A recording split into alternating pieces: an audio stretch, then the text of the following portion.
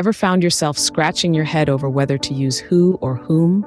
Or perhaps you've been stuck deciding where to place that pesky comma? Well, you're not alone. Many of us grapple with these common grammar and punctuation issues, but the good news is they can be easily navigated with some simple rules and guidelines.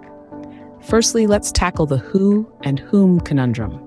Who is a subject pronoun, used when the person in question is doing the action, while whom is an object pronoun, used when the person in question is having the action done to them. So if you're unsure which to use, ask yourself who is doing the action in your sentence. Next, we have the ever-confusing comma. Remember, commas are used to separate independent clauses when they are joined by any of these 7 coordinating conjunctions: and, but, for, or nor, so, yet. They're also used after introductory clauses, phrases, or words that come before the main clause. Now let's move on to the I or me dilemma. I is used when the person speaking is doing the action, while me is used when the action is being done to the person speaking. A handy trick is to remove the other person from the sentence and see if it still makes sense. And what about adjectives and adverbs? Adjectives describe nouns, while adverbs modify verbs, adjectives, and other adverbs. If you're modifying a verb, adjective, or adverb, you'll want to use an adverb, which typically ends in "e". Prepositions can also be tricky.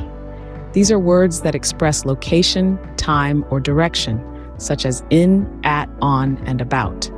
The myth we often hear is that sentences should never end with a preposition, but that's not always true. It's perfectly fine to say, "What are you talking about?"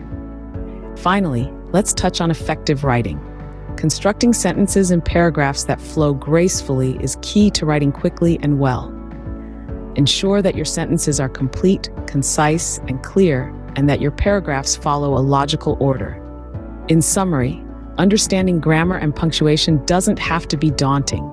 With these simple rules and guidelines, you can navigate these common issues with confidence. Remember, who and I are used when the person is doing the action, while whom and me are used when the action is being done to them.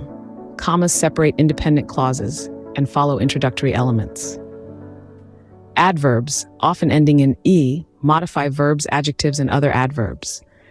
And despite the myth, it's acceptable to end a sentence with a preposition.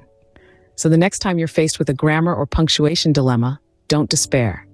Armed with these rules, you'll be able to write and speak with confidence, impressing your teachers, clients, and readers alike.